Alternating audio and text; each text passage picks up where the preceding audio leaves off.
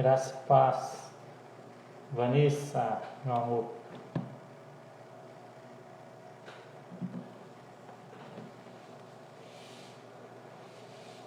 O som tá bom, vida? Tá ouvindo?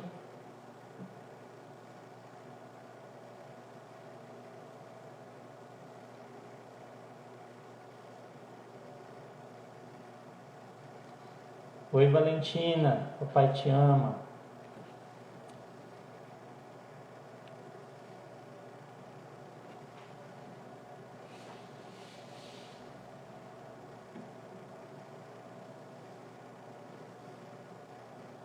Fala, meu irmão. Das paz, Evandro. Saudade, meu mano.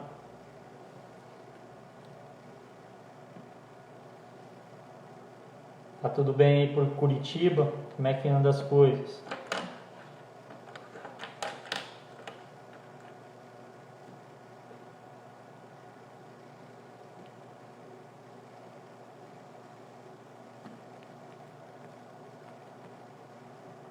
Vamos começar a nossa live daqui a pouco. Esperar o pessoal entrar para a gente começar a destrinchar os assuntos.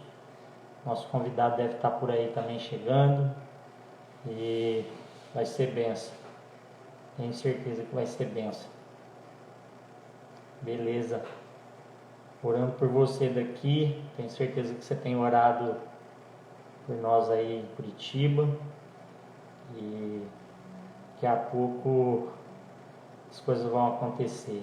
A Valeli está bem, graças a Deus. Tá tudo bem com ela, com Vanessa. E tá lá. Agora a gente está preparando todo esse processo aqui para poder começar essa live aqui no Amor do Calvário, nossa página de evangelização e pregação do Evangelho aqui no Instagram. Pastor Mauro tá entrando aí.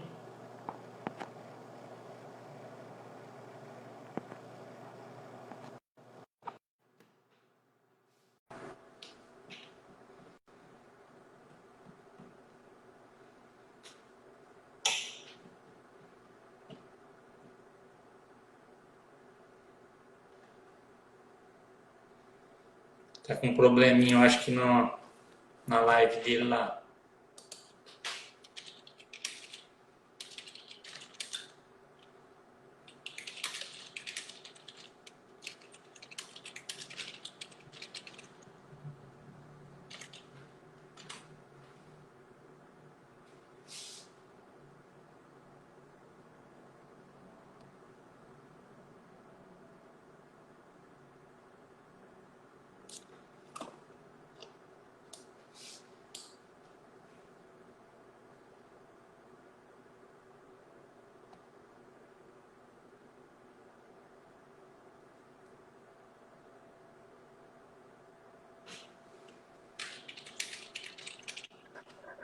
Maravilha, paz do Senhor, Leandro. Pode ser, pastor Mauro, tudo bem? Graças a Deus, tudo bem vocês aí? Tudo bem também, graças a Deus. Esperando o pessoal entrar aí para a gente começar a live, né? Espero que as pessoas vão chegando aos poucos aí. A Michele entrou, graça e paz. Tudo bem, minha irmã? O Evandro já está online. Agora a irmã entrou aqui agora também para participar conosco da live. Essa live vai ser uma bênção, tenho certeza que Deus vai nos abençoar muito. E tenho certeza que Deus vai falar muito ao nosso coração nessa noite, né, pastor? Esse assunto que é tão importante para a igreja, né? Com certeza, Leandro. É um assunto muito pouco estudado, né? Mas que é necessário que a igreja saiba sobre esse assunto. É verdade. Eu, aqui em Linhares, no Espírito Santo, a gente tem a maior alegria de estar recebendo o senhor nessa live, sabe, da consideração, do amor que a gente tem pela família do senhor, do pastor que o senhor é, e tenho certeza que o senhor tem muito a acrescentar nesse canal que a gente está começando agora. E um abraço para os irmãos aí em Colina, né? para todos os irmãos da Assembleia de Deus aí no Ministério Apologético, para a irmã Roberta e para todos aqueles que logo vão estar aqui conosco também, entrando, né? Pastor, só queria perguntar para Michele, Michele Sueli, né? Michele Sueli, eu acho que é o nome dela. Da onde que você é, Michele? Você poderia nos falar de que cidade você está conectada aí conosco?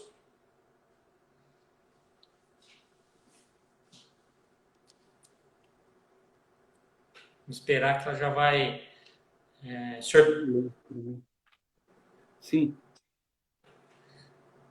A Bel lá de Bebedouro, graça e paz, Bel. Deus abençoe sua vida também, né?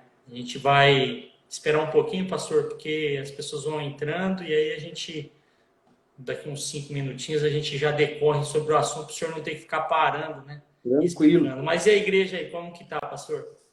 Estamos trabalhando, Leandro. Você sabe que a dificuldade aqui é muito grande, né? Aqui a terra é muito seca, né? Mas nós temos semeado a semente aqui e esperando o resultado, né? O semeador semeia para esperar o resultado da colheita. Estamos semeando já faz 7 anos aqui. A colheita aqui é o trabalho da formiguinha, né? Ela é bem aos poucos, mas eu acredito que nós vamos chegar lá em nome de Jesus. Amém. Um abraço a todos aí de Mário Campos, Minas Gerais, uma cidade que é tão longe. Minha querida Edna, Deus abençoe sua vida. Essa é uma amada irmã que a gente tem no coração e que tanto nos ajudou em São Paulo. Edna é bênção na nossa vida aqui, viu, pastor? Eu queria que o senhor também dê uma saudação para essas pessoas que estão entrando, a Sueli, a Edna, o Evandro, todos que estão nos ouvindo aí. A Valentina, a Vanessa também está aqui conosco, nos acompanhando. Amém. Uma saudação para todos aí, Vanessa, Valentina, todos os demais irmãos que estão acessando nesse momento aí. Alguns Amém. irmãos estão mandando zap aqui para mim, não sei se eles não estão conseguindo acessar, né? Teria que entrar pelo seu canal, né, Leandro? Exatamente, tem que entrar pelo canal Amor do Calvário. E aí, quando entra pelo canal, aí consegue entrar diretamente aqui. Aí a irmã lá da região metropolitana de Belo Horizonte, pastor. Maravilha. Que benção. Acho que a Edna está em Santos agora também, né? Então, cada lugar aí que a gente vai poder estar falando sobre esse assunto. Só para adiantar, a gente vai estar no final dessa live presenteando cada um daqueles que participaram da live conosco com um exemplar do e-book do pastor Mauro, né? Que é o Liderança Cristã Eficaz. É um trabalho maravilhoso que o senhor fez, né? E a gente vai estar presenteando aqueles que nos acompanham aí na live para só mandar para mim o direct, o e-mail, que eu já encaminho esse e-book depois da live, tá? Então a gente vai decorrer sobre esse assunto, né, que é o tempo do milênio, que é um assunto que é pouco falado hoje, né, um assunto bíblico, mas pouco falado. Então, às vezes as pessoas talvez não conheçam um pouco o que é o milênio, o que é o tempo do milênio, mas é importante a gente estar sempre a par de todos esses assuntos, né, que também fazem parte da vida cristã, né, pastor Mauro? Exatamente. Inclusive, são assuntos que precisariam ser mais ensinados, né, Leandro? Mas parece que o nível de conhecimento em relação a esse assunto é pequeno, ou também não há tanto interesse para que as pessoas possam ter ciência desse assunto, né? Sim. E entrou agora o nosso irmão Marcos. Deus abençoe sua vida, Marcos. Seja bem-vindo à nossa live aqui no canal Amor do Calvário. Você fala da onde? Você poderia nos falar que cidade que você está falando agora nesse momento? Está nos acompanhando?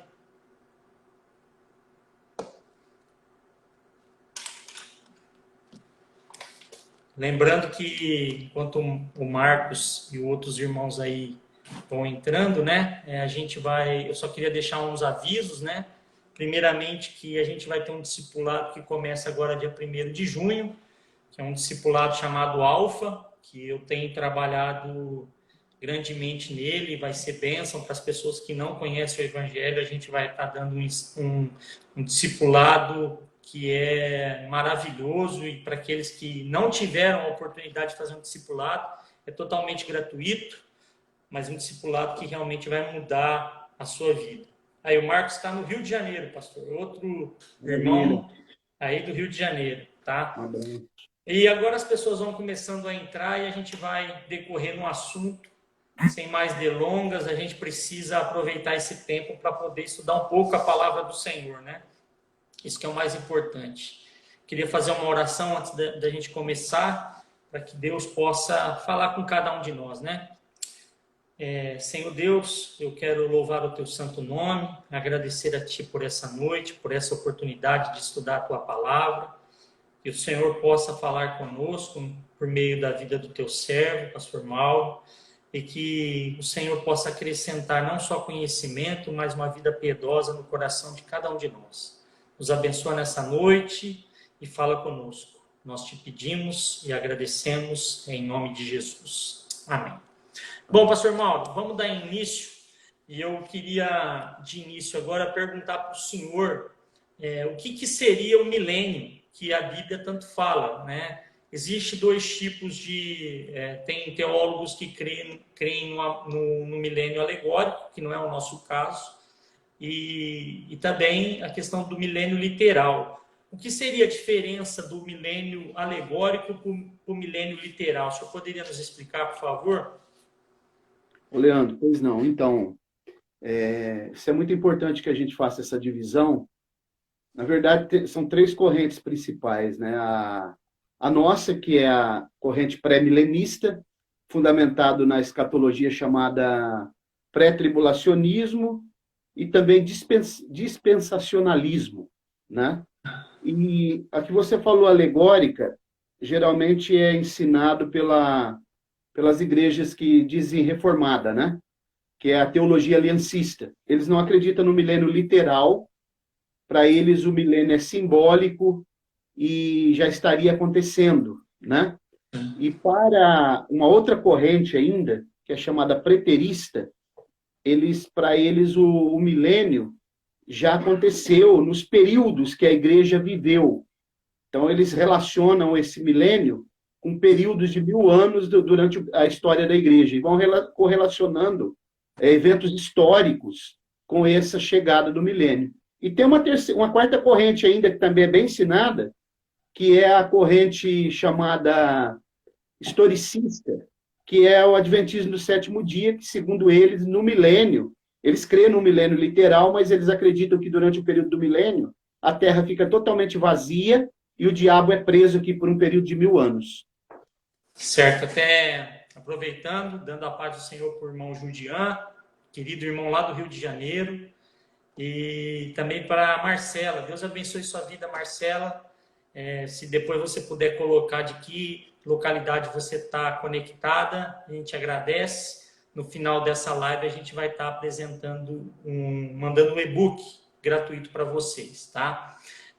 Só mandar pelo direct, tá? Depois o e-mail. Continuando, depois assim, se vocês tiverem perguntas para fazer para o pastor Mauro, você pode fazer pelas mensagens, mandando pelas mensagens que eu vou repassando para o pastor.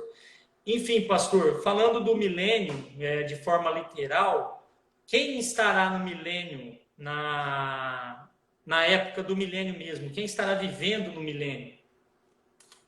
Então, o milênio literal, né, nós entendemos que ele é 1000 anos, literalmente, porque a palavra mille, né, que vem do latim, você encontra ela no Novo Testamento, essa palavra no livro do Apocalipse, e ela se traduz por 1000 anos literal. Nesse período do milênio, Leandro, vai estar vivendo lá a igreja arrebatada, não obstante ela não estar participando diretamente aqui na Terra, mas ela fica na Nova Jerusalém, né, que é a casa, é o lar da noiva, né, da esposa do Cordeiro, e a Nova Jerusalém fica sobreposta sobre a Jerusalém terrena, né? A Jerusalém celestial ela é um protótipo da Jerusalém terrena, e ela fica sobreposta sobre o Monte Sião. Depois eu vou dar uma detalhada sobre isso.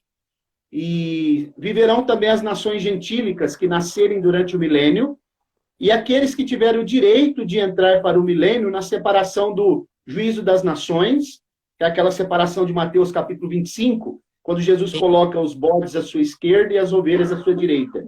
E o remanescente de Israel, que vem da grande tribulação, que não receberem o sinal da besta. Esses são aqueles que vão participar do milênio, além dos patriarcas do Antigo Testamento e dos 12 apóstolos que estarão se assentando na mesa da ceia das bodas durante o período do milênio. Amém, pastor. Um abraço para o Rafael, graça e paz. Rafael, seja bem-vindo a essa live. Também a Pamela e o Lau. Deus abençoe a vida de vocês, que vocês continuem sendo bênção. E vamos continuar aqui com a nossa live, né? Eu vou decorrer sobre esse assunto também.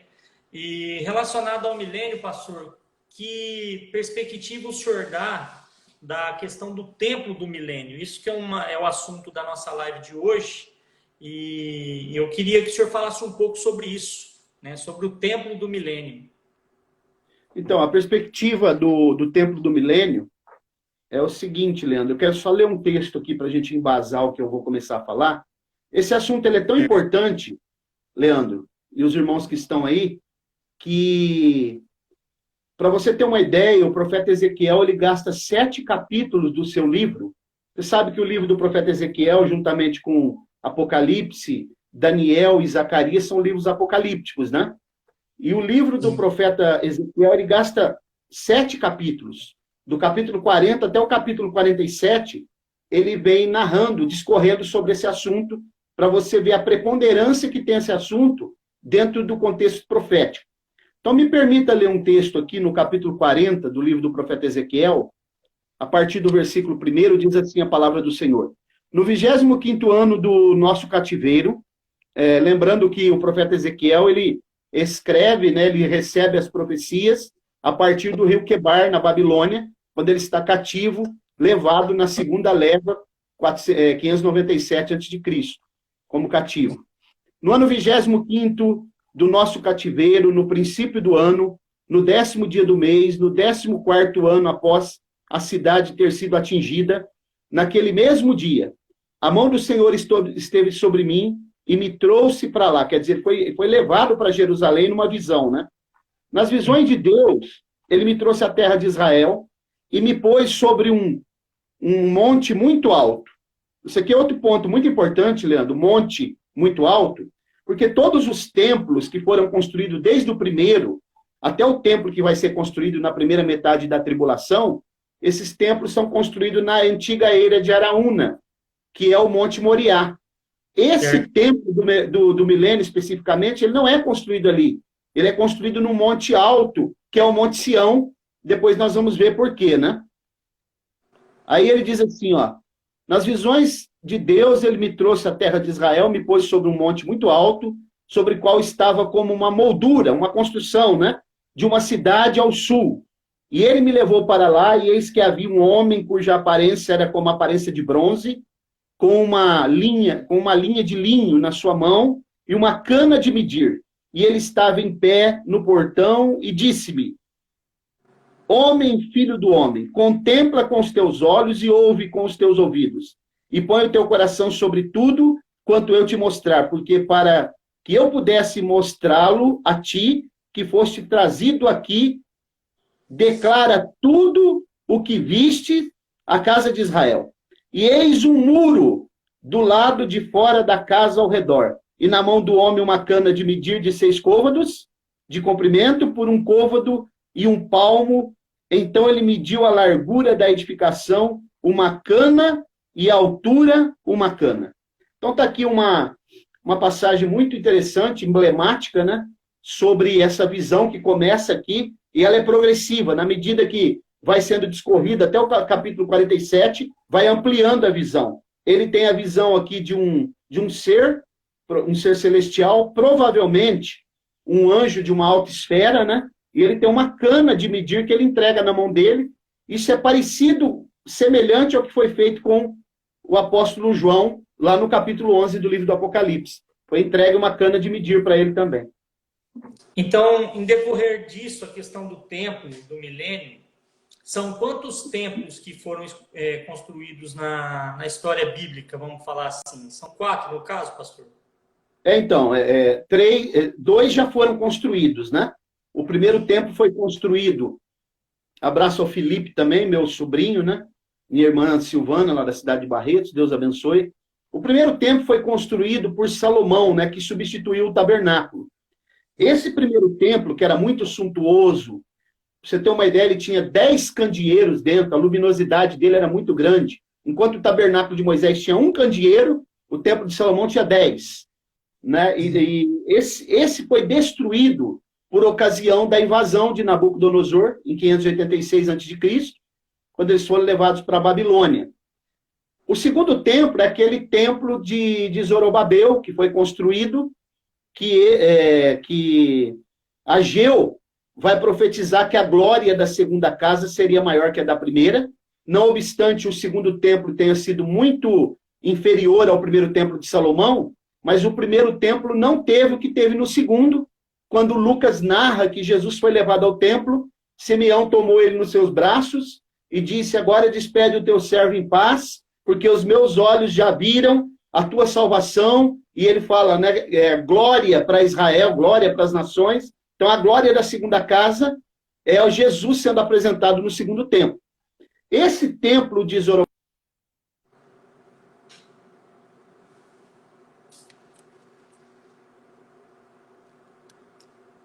Estou dando uma travada aqui. A gente vai...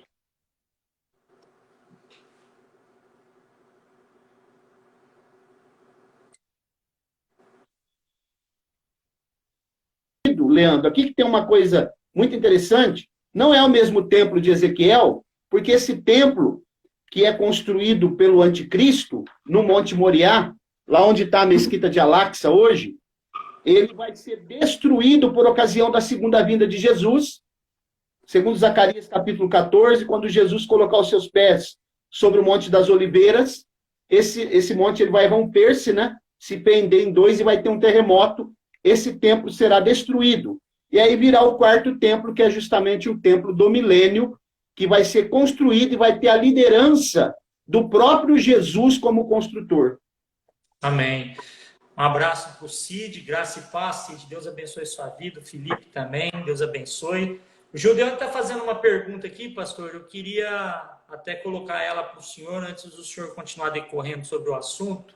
Ele está perguntando aqui se haverá ímpio no milênio. No milênio, haverá, vai nascer pessoas no milênio. O milênio ainda é um plano terreno, não é um plano celestial.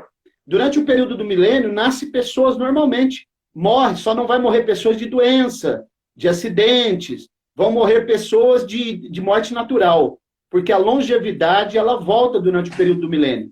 Mas nasce pessoas normalmente. Muitos ouvirão a mensagem dos 144 mil e serão salvos. Outros, eles refutarão, rechaçarão essa mensagem e serão considerados ímpios. Certo, pastor. Espero que... Gildeu, acho que essa sua pergunta é muito pertinente. Eu creio que o pastor já respondeu, acho que ficou claro. Um abraço para a irmã Áurea, graça e paz. Áurea, Deus abençoe sua vida, saudade de vocês aí. Continuando sobre o tema, pastor, questão do templo do milênio, o senhor já nos explicou que a questão dos três templos antes desse templo, né, que esse terceiro templo vai ser destruído na época do anticristo, né? E depois vai ser construído esse quarto templo. Voltando para essa questão, por que a necessidade desse templo no milênio? Por que tem essa necessidade? Abraço para a irmã Dirce, para a irmã Áurea também. Leandro, só dando uma base bíblica aqui, sobre a destruição do templo da grande tribulação, depois as pessoas podem ler Joel capítulo 1, versículo 9, Zacarias 14, versículo 4, que embasa o que eu falei, que o templo da grande tribulação não é o mesmo do milênio, milenar, porque será destruído, né? Pela ocasião da batalha do Armagedon e da volta de Jesus. Os objetivos da construção do templo, Leandro, eu quero elencar alguns aqui. Né? Primeiro, esse templo, ele precisa ser construído, porque, primeiro, para prover uma habitação para a glória divina e promover a santidade de Deus. Por que isso? Porque durante todos os períodos da história da humanidade, a glória de Deus, ela foi profanada de modo muito amplo. Então, um dos objetivos, segundo o que nós lemos em Isaías 60, do 1 ao 7, Ezequiel 43, 7, nós percebemos que a glória de Deus ela estará sempre em evidência nesse templo. E esse templo será um templo de adoração ao Senhor.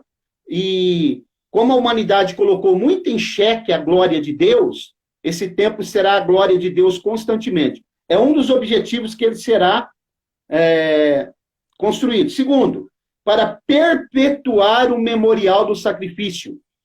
Durante o período do milênio e da ministração no templo do milênio, vai voltar os sacrifícios, só que não para a salvação de cobrir pecados. Eles voltam com objetivo memorial, para relembrar todas as coisas, como nós fazemos com a ceia hoje, por exemplo. Vai ser sacrifícios memoriais, né? E aí, a gente pode ver isso em Isaías 56, 7, Jeremias 33, do 15 ao 18. Nós podemos ver, por exemplo, em Ezequiel 46, 24, e assim por diante. Certo. Pastor, deixa eu dar só pedir para o senhor explicar uma questão sobre isso daí. Onde esse templo vai ser construído? Tem uma base, tem algum lugar específico para a construção do templo do milênio? Esse templo, Leandro, como eu falei, ao contrário dos outros 3 templos anteriores, que são construídos sobre o Monte Moriá, esse templo ele vai ser construído sobre o Monte Sião, que é a antiga... quando a gente lê na Bíblia assim, que morreu tal rei e foi sepultado na cidade de Davi, né? Você sabe que Jerusalém é a cidade que Davi fundou, é a antiga Jebus, né?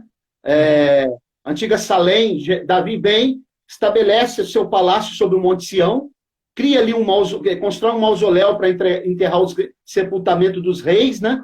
Ali nesse lugar é onde será restaurado aquilo que Tiago fala em Atos capítulo 15, quando ele dá o parecer do concílio de Jerusalém, né? Os irmãos podem ler aí em casa, quando ele fala que a tenda de Davi será restabelecida novamente para que as nações possam chegar. Essa tenda de Davi é justamente a reconstrução do templo, porque o que Tiago está fazendo quando ele cita lá em Atos 15, ele está citando Amós capítulo 9. Você entendeu? E é novamente o sacerdócio universal. Então, vai ser sobre o Monte Sião, porque como ele a Nova Jerusalém é um protótipo, a Jerusalém terrena é um protótipo da Jerusalém celestial, vai acontecer que, como a Jerusalém celestial ela está lá no Monte Sião hoje, ela está no Monte Sião, que é onde está o trono de Deus no céu, por isso que ele é chamado o Deus da montanha, né? El Shaddai é o Todo-Poderoso, o Deus da montanha, porque o trono de Deus ele está sobre o Monte Sião no céu hoje. Como tudo que acontece na Terra é a partir de um modelo celestial, então o Templo do Milênio será construído e edificado sobre o Monte Sião. Pastor, uma questão aqui, na hora que o senhor estava falando sobre a questão dos 4 templos, na hora que o senhor começou a falar sobre o 3º templo, a internet do senhor aí eu acho que deu uma oscilada. Então não ficou claro, até a Michelle está perguntando aqui, esse templo seria onde o anticristo vai ocupar? No caso, eu acho que ela está perguntando, ela está falando referente ao 3º templo, né, que é o templo da grande tribulação, seria isso? O 3º templo, ele vai ser reconstruído, como hoje lá em Jerusalém, o que restou do templo de Zorobabel, que foi destruído no ano 70, é só um pedaço do muro, que é chamado Muro das Lamentações, né? Ali, atrás daquele muro, era um complexo que envolvia o templo.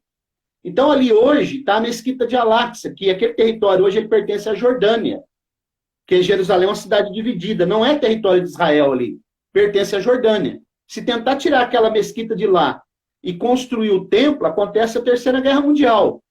O anticristo vai ter algum tipo de diplomacia muito apurada, porque a Bíblia diz em Ezequiel que ele é mais sábio que Daniel, né? Entendido em enigmas, um orador muito exímio orador, ele vai conseguir retirar aquela mesquita de lá e reconstruiu o templo que é na antiga Eira de Araúna, que é o Monte Moriá.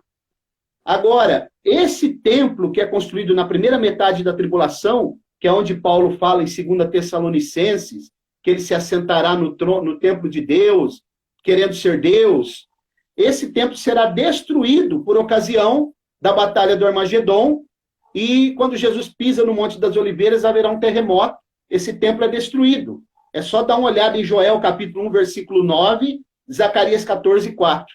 Esse é o terceiro templo. Certo. Esse, então, é o terceiro templo. Eu creio que está respondida a sua questão, Michele. Se tiver mais alguma questão, alguém quiser perguntar, vamos aproveitar. Um abraço para o Alessandro lá em Vitória. Deus abençoe sua vida. A Paty, que também está nos acompanhando. O Ari. Deus abençoe a vida de cada um de vocês. Dando continuidade aqui, pastor, como serão os procedimentos desse templo, né, a questão desse templo do milênio? Então, aí entra o que eu falei, Leandro. Quando eu disse para perpetuar o memorial do sacrifício, esses sacrifícios, como eu disse, eles acontecem em caráter memorial, como a ceia que nós fazemos hoje. Só que aqui entra algo muito profundo agora, que eu quero discorrer, que é sobre o sacerdócio universal. O projeto de Deus, a princípio, era o sacerdócio universal, que Israel fosse a nação eleita, né? E Israel fosse um chamariz para as outras nações viessem trazer tributo, e essas nações fossem ministradas por Israel como sacerdócio real. Mas não houve esse entendimento, até por muitas falhas de Israel. Sendo assim, isso foi protelado. Isso também, eu não vou entrar em alguns detalhes aqui, porque nós não temos tempo, mas envolve a questão dos espias, daqueles 12 espias, que foram lá espiar a terra para Moisés, e outras questões, outros pormenores que estão correlacionadas.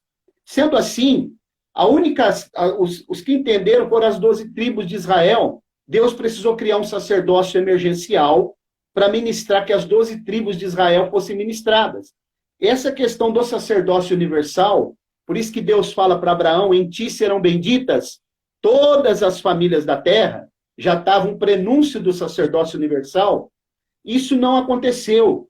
Do período do milênio, isso volta. Israel como a nação sacerdotal, a igreja na Nova Jerusalém, fazendo o seu papel, e Israel ministrando sobre as outras nações, e as nações vindo de ano em ano pagar tributo e celebrar a festa dos tabernáculos em Jerusalém. E Deus, Jesus, sendo o rei, nesse templo que nós estamos falando. E você sabia, Leandro, que Davi, ele é chamado de príncipe, né? Davi é rei, mas ele é chamado de príncipe, porque ele vai ministrar junto com Jesus, como Jesus é maior que ele, rei dos reis, porque ele vai ministrar sobre outros reis. Ele será rei sobre outros reis. E Davi vai auxiliar ele nesse templo do milênio. Agora, preste atenção no que eu vou falar, que isso aqui é muito importante. Os descendentes de Arão, os levitas, eles não vão poder entrar nesse templo. Você sabia disso, Leandro?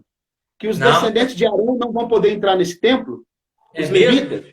É mesmo? Tem base disso aí? Está na Bíblia, pastor? Tem, está na Bíblia.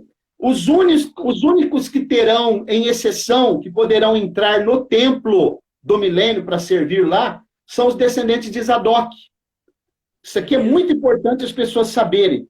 Os levitas, os demais levitas, serão como diáconos, ficarão no portão do templo, ajudarão nos sacrifícios, imolarão os animais, mas a descendência, a linhagem de Zadok, que é descendente de Finéias, que é um dos filhos de Arão, né, da descendência de Arão, esses sim, poderão ministrar dentro do templo. E aí, na medida que nós estamos caminhando aqui, aí eu vou explicar por que isso aconteceu. O que houve para que toda a linhagem de Levi perdesse o direito de entrar no templo do milênio, enquanto que Zadok, ele tem a oportunidade de ministrar lá, ele ganhou a oportunidade de ser o único da descendência de Arão a poder ministrar lá no templo do milênio.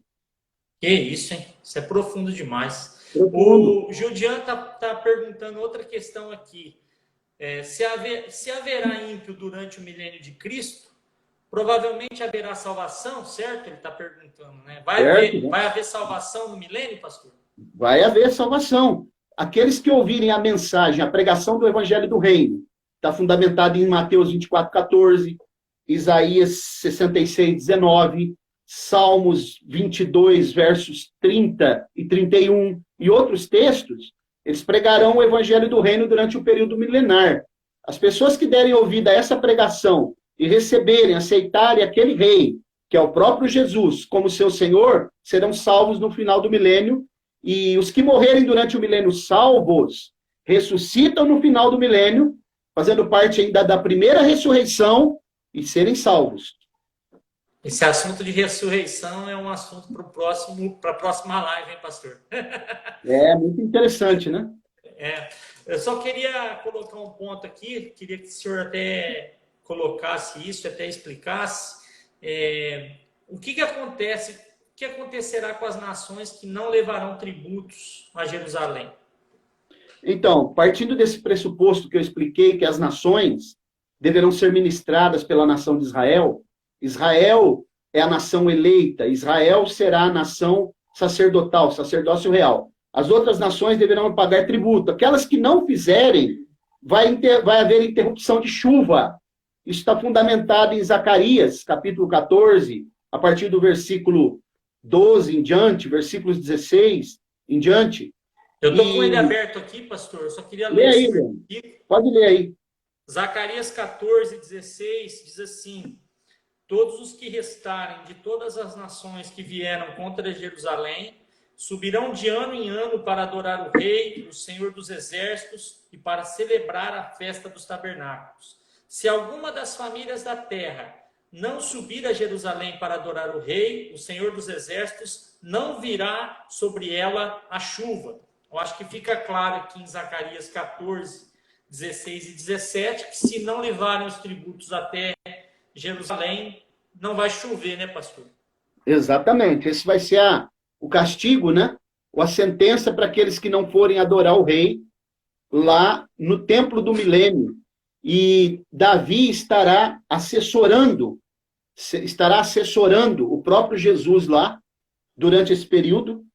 E a linhagem de Zadok ministrando, né? Leandro, eu quero ler um texto aqui para explicar essa questão de Zadok. Você sabe que Zadok, ele é um sacerdote que ele serviu nos dias de Salomão, né? E você sabe que Salomão, depois eu vou entrar nesse assunto aqui também, ele foi o primeiro, não foi Jesus o primeiro a montar numa mula, no jumentinho, para a entrada triunfal, né? Você sabe que o primeiro rei que foi proclamado como rei, que subiu num jumento, numa mula, uma mula, mãe de jumento, foi Salomão, quando era a mula do seu pai, de Davi. Isso é um tipo de Jesus entrando em Jerusalém no jumentinho. Ele monta na mula do seu pai para ele ser consagrado a rei lá na ponte de Gion, que depois eu vou explicar.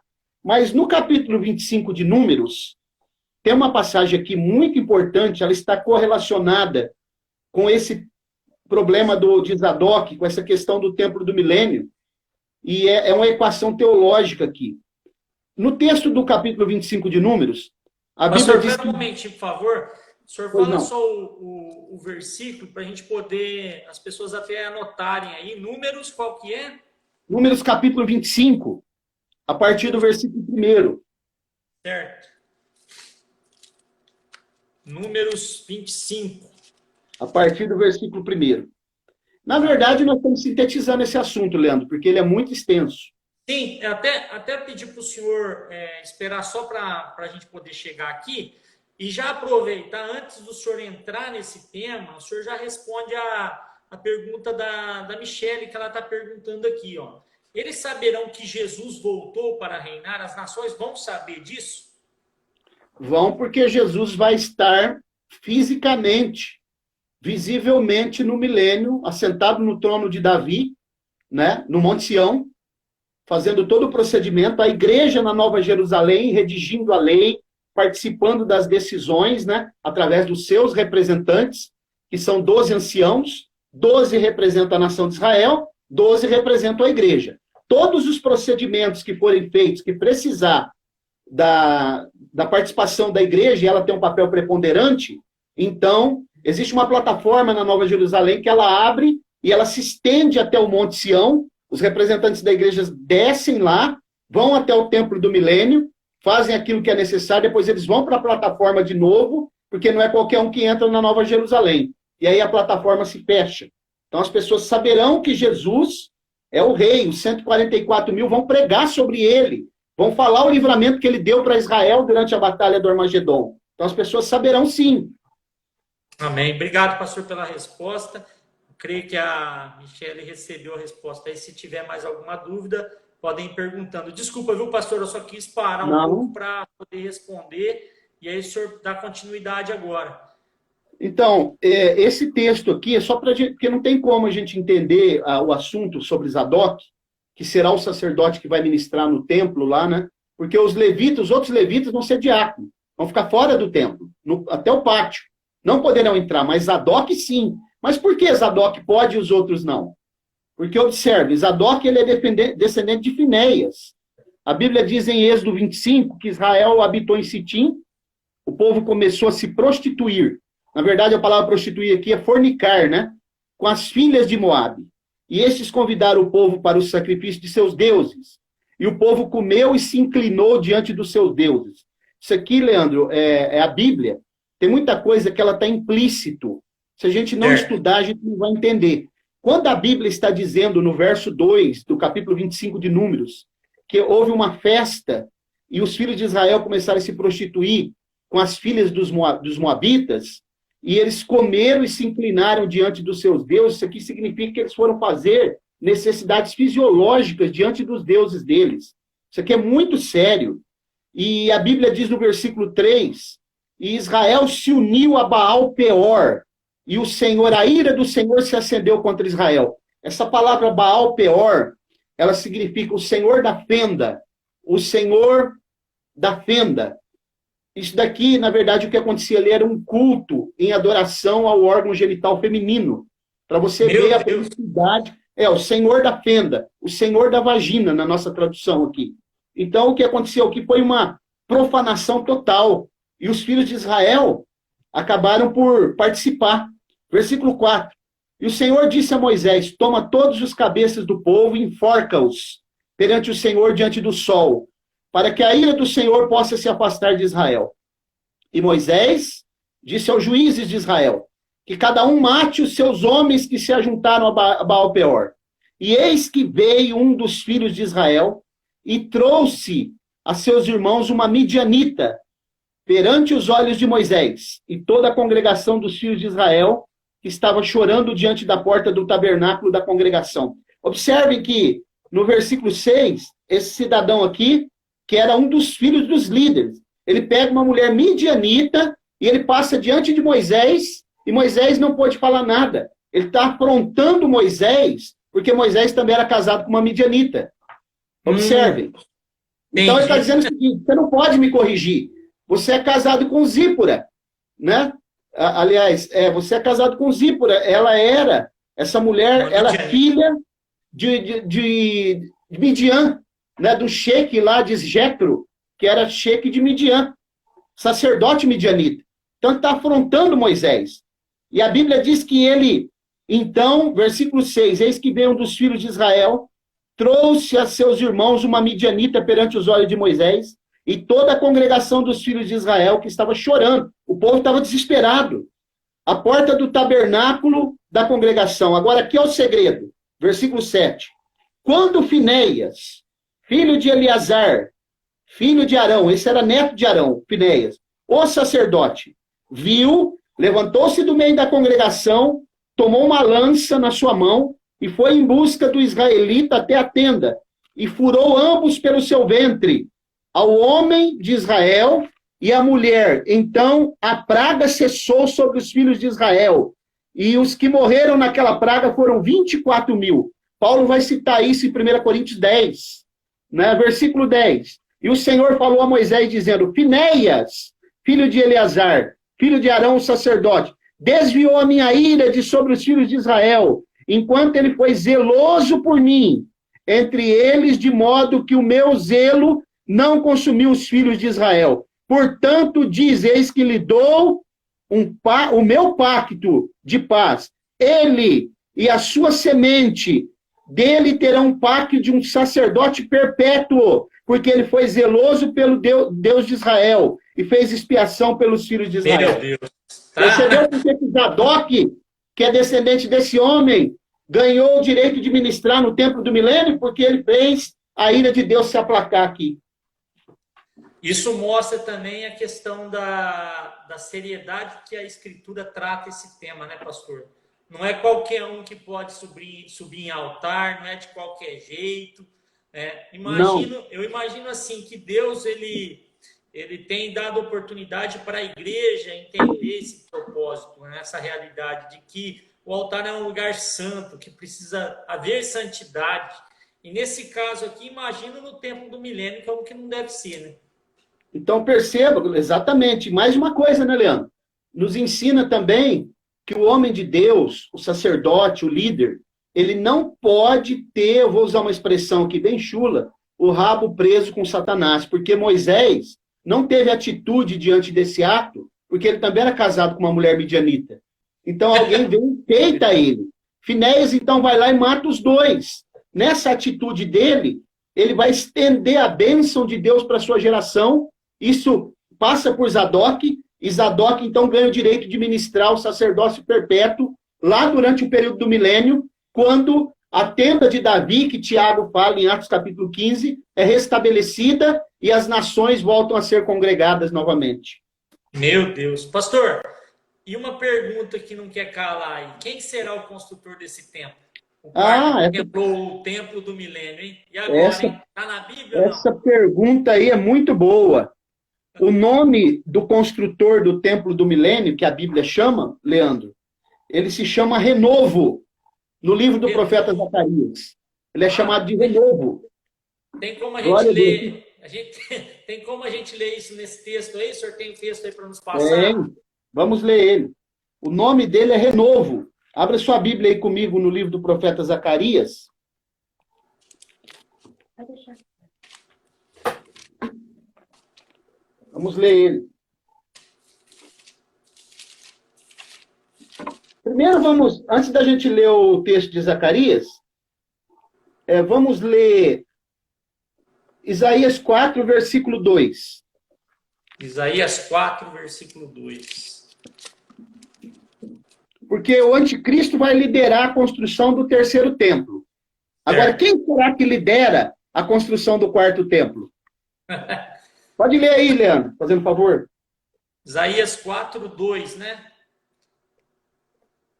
Diz assim: naquele dia, o renovo do Senhor será de beleza e de glória, e o fruto da terra, orgulho e adorno para os de Israel que forem salvos. É isso?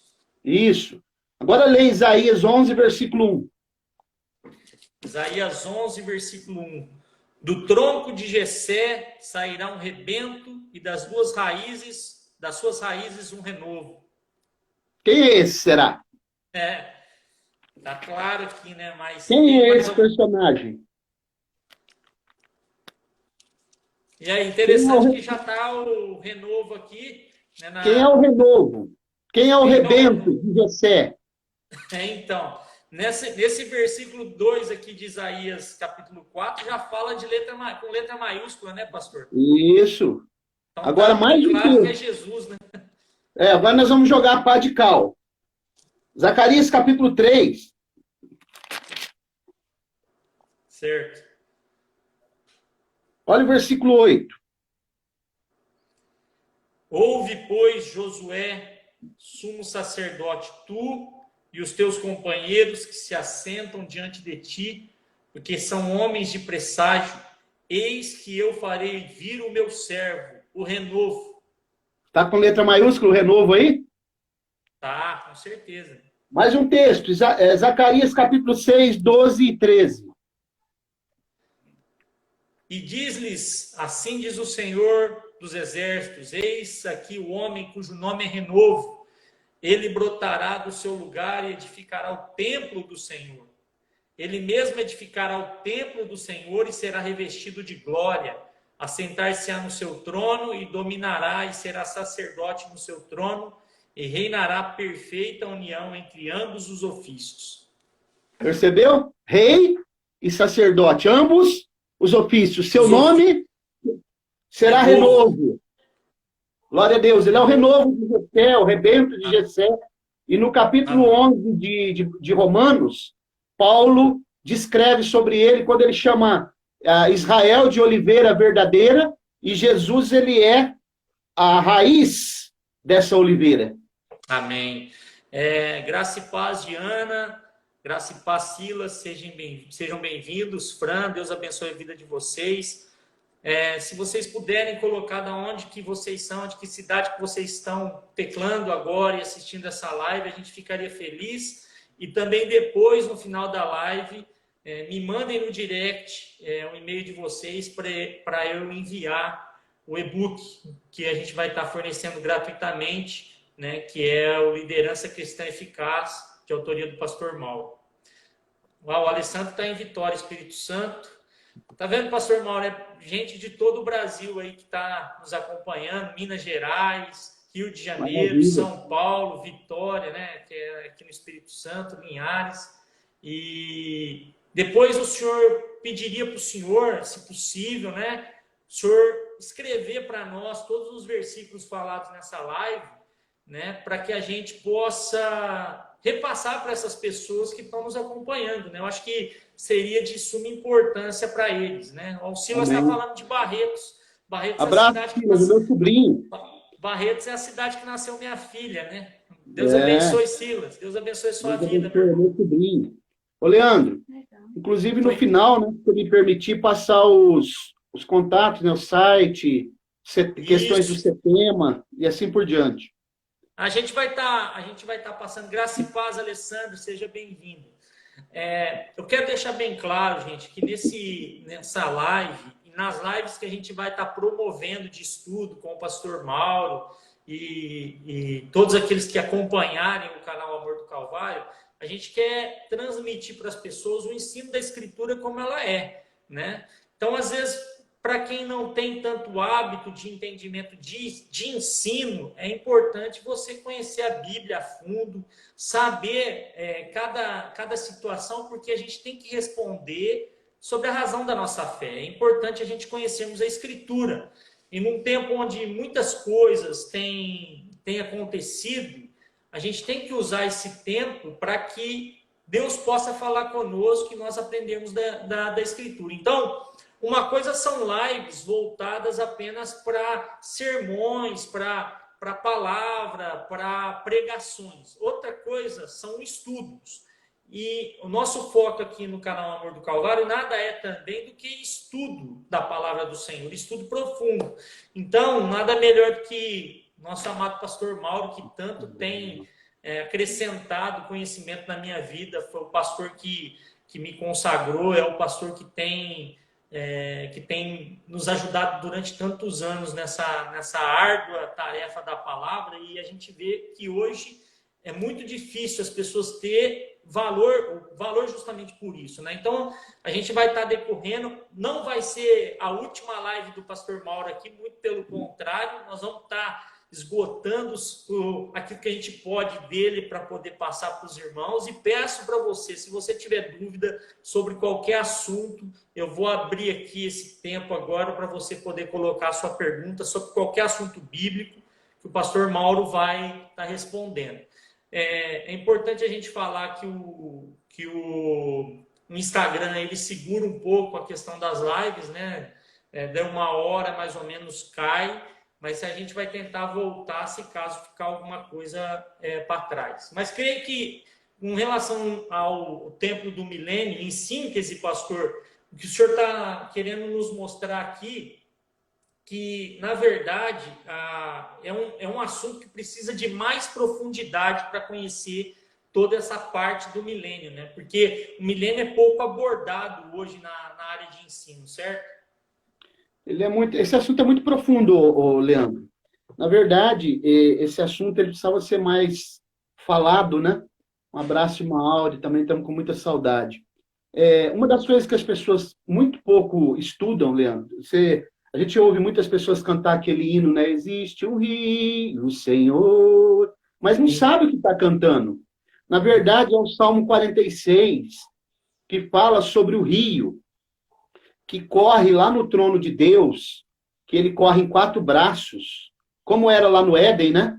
Aqueles 4 braços de rio que tinha no Éden aqui, eles correm no Éden celestial até hoje. Sai do trono de Deus, corre em 4 braços, e quando ele transborda lá no universo em cima, ele cai, né? Aqui, porque em cima é tudo água, e aí ele forma as grandes chuvas, que as pessoas pensam que vem só das nuvens, mas na verdade vem de lá quando transborda em cima.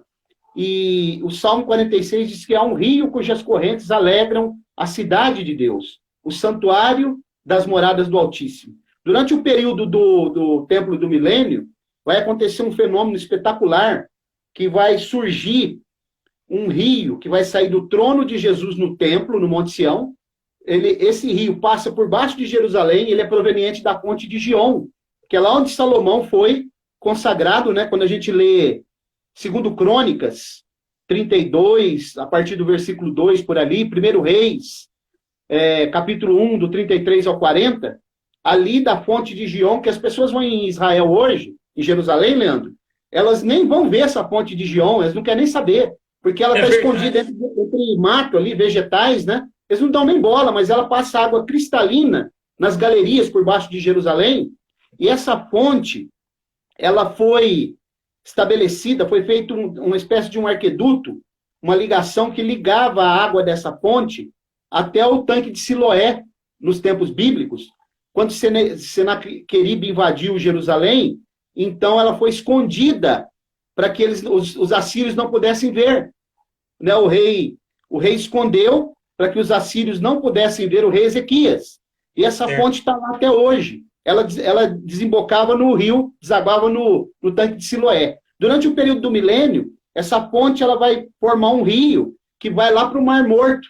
Ezequiel 47. Quando cair essa água dentro do Mar Morto, ela sai do trono de Jesus, da fonte de Gion, passa e cai no Mar Morto. Acontece que as águas do Mar Morto e as águas do Mar Mediterrâneo vão ficar saudáveis. Vai ter peixe, vai ter árvore, vai ter oxigênio, e o mar terá vida, o Mar Morto, porque é só ler o capítulo 47 do livro do profeta Ezequiel, que a gente vê que essa fonte, ela vem lá da fonte de Gion, esse rio, e deságua no Mar Morto, trazendo vida para ele. E só mais uma coisa, para que nós possamos entender melhor, quero mostrar aqui, ó, essa aqui é uma apostila que eu escrevi, ó. Isso aqui é a Golden Gate, ó, Golden Gate, olha aqui. Certo. Dá para ver? Dá para ver, pastor. Isso aqui é a Golden Gate, a Porta Dourada, em Jerusalém. Essa porta, Leandro, se a gente olhar bem aqui tem um cemitério na frente, ó. Aqui tem um pequeno cemitério aqui. Por que esse cemitério está aqui? Para as pessoas não passarem aqui, porque o judeu ele não passa em cemitério. Essa porta está fechada, pode ver que ela está lacrada aqui. Essa porta é a porta que Jesus entrou na entrada triunfal em Jerusalém. E essa porta ela vai ser aberta só no Templo do Milênio. Aqui ela dará acesso ao Templo do Milênio. E quando a gente lê um texto, eu quero ler com você aqui, ela é chamada de Golden Gate, né? Quando o sol bate nela, dias de sol lá em Israel, se você não colocar um óculos escuro, você não consegue, pelo fulgor que tem nessa porta. E ela está fechada, para ninguém passar por ali. Então, no livro do profeta Ezequiel, no capítulo 44, olha o que é a Bíblia, Leandro. Por isso que eu amo a palavra de Deus, e eu glorifico esse Deus pela sua palavra viva e eficaz.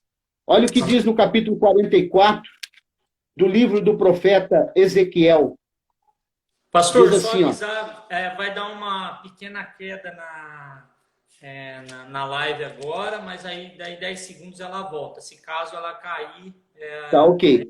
A gente volta. Mas Ezequiel 44? Ezequiel capítulo 44, para a gente ver o que é a Bíblia. O que é essa palavra? Olha o versículo 3. Ele é para o príncipe aqui é Davi, viu? Certo. O príncipe sentará nele para comer pão. Está falando do templo do milênio. Pão diante do Senhor. A palavra Senhor aqui, na sua Bíblia aí, está tudo com letra maiúscula? Sim. Essa palavra Senhor aqui é o tetragrama, né? O Yavé. É o Javé que a gente fala. Porque quando só tem o S maiúsculo e as outras são minúsculas, está se referindo a Jesus, que é o Adonai. Ok? Certo.